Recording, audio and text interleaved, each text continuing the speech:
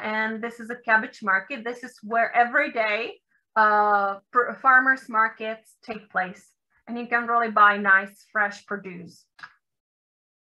Then again, different view on one of the churches. This is St. Michael's Church, and this is the Castle Spielberg again, and an aerial view. And not to just make it look very ancient, we have a lot of new architecture, and maybe if anyone is interested in the modern UNESCO sites, we have the Villa Tugendhat right next to our university. So this is the aerial shot of the MotoGP, which unfortunately is not taking place this year. And these are typically, the crowds that you can experience if you go to a Christmas market in Brno, and what you can buy local produce. So that was just briefly about Brno, and now a little bit about our university. So we celebrated our 100th anniversary 2 years ago. So it's relatively, middle-aged compared to, it's not really an old university, but it's also not the newest one. It started as a University of Agriculture and Forestry, but there are schools that are more general. So we have 5 faculties. We have Faculty of Agronomy, Forestry, and Wood Technologies. The faculty that I come from is the Faculty of Business and Economics. Then we have University of Horticulture, and that's where students study for the winemaking and also garden architecture. And then we also have a Faculty of Regional Development and International Studies. Besides that, we have also Institute for Lifelong Learning.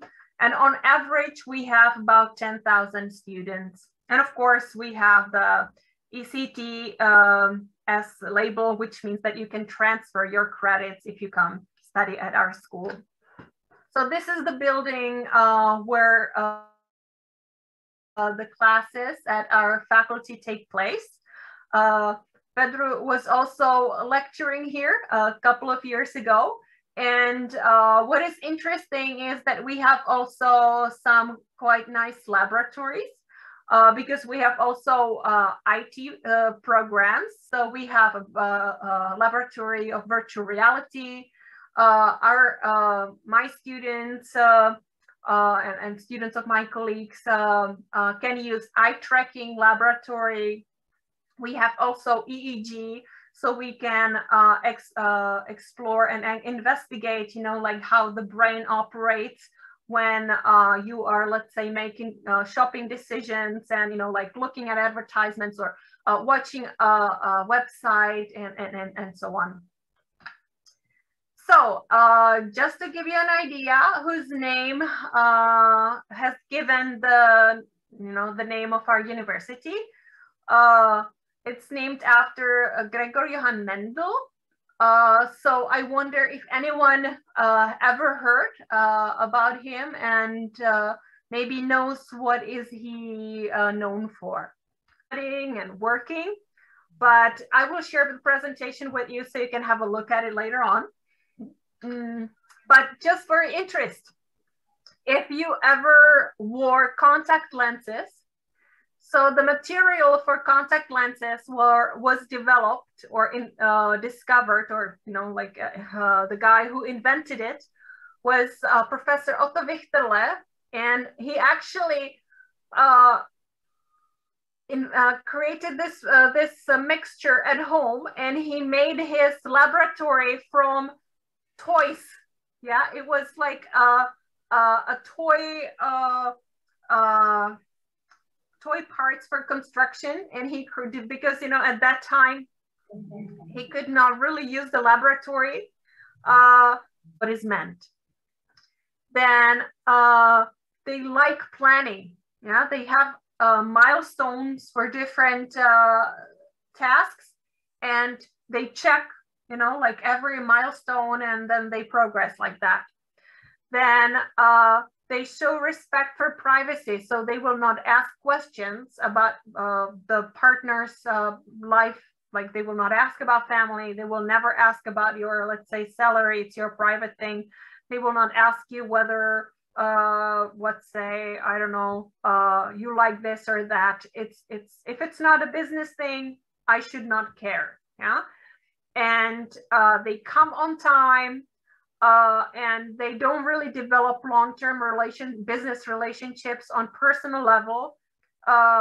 They simply, you know, like consider it just a purpose-driven business thing, but they don't build partner or friendships outside the job, you know, like with their colleagues or their business partners.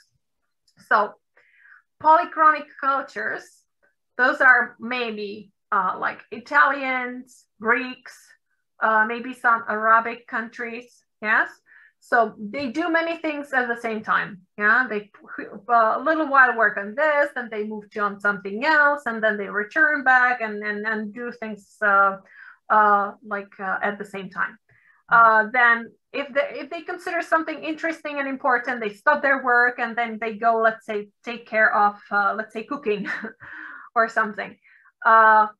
They don't care so much about the time frame, but the objective. So let's say if a certain product needs a longer time to be produced well, then they will take longer time, but to do it well. Then they care for people. Yeah, many times the company is kind of like a group of friends. They really know each other. They go to each other's parties. They know each other's families, and they celebrate many things together and things like that.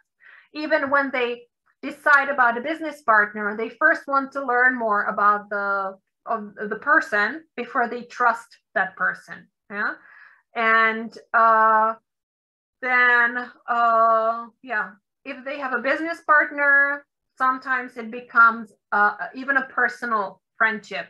Yes.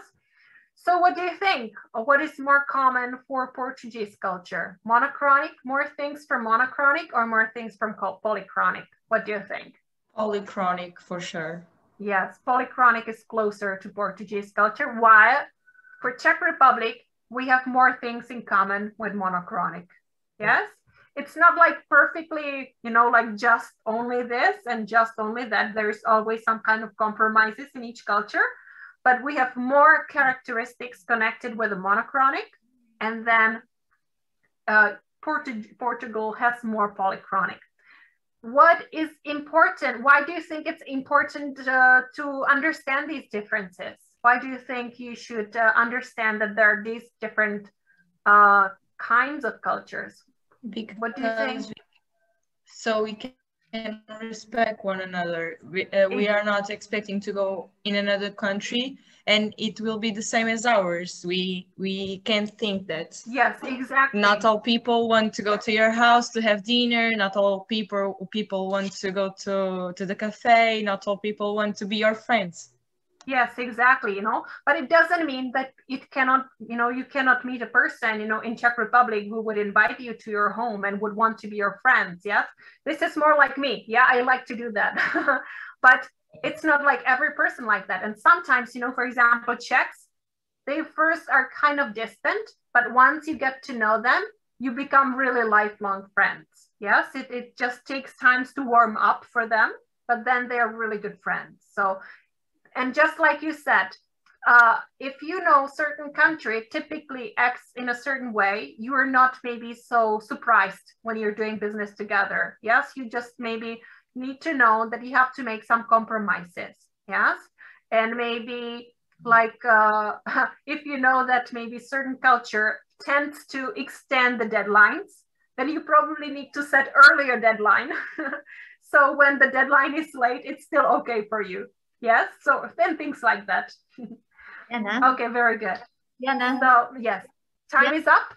Sorry, can I ask them if they need to go? Because it's time for them. I don't know if they okay, yes, I'm almost at the end, so I will go just really quickly. So then learning language is very important too, because when you learn a language, you learn also a little bit about the culture, and you also learn to understand the people, and you create better partnerships and friendships. So even a few words are always good. And how you address people, whether you can call them by their first name or you have to use, let's say, titles. Yeah, so like professor, or if you have to call them doctor, or you can call them, let's say, Jana. Yeah, so it's different in different cultures. And then languages don't translate word by word. You know, sometimes there are something that you call idioms, and if you put them in a Google Translate, sometimes it really translates something that doesn't make sense. Yes, because it just makes sense in the language. And then body language is different in different countries. You have to understand also some gestures have different meanings. Then some cultures show emotions, some it's not okay to show emotions. Like, for example, in China, and in some Asian countries, it's not okay to say no directly. Yeah, you just say, okay, we will try, but it means no. Yes, so, and of course, sometimes it's better to hire a interpreter and so on. And also different color preferences. And actually, you know, there are some studies that tell you, you know, like what to study about the cultures in order to understand the other country.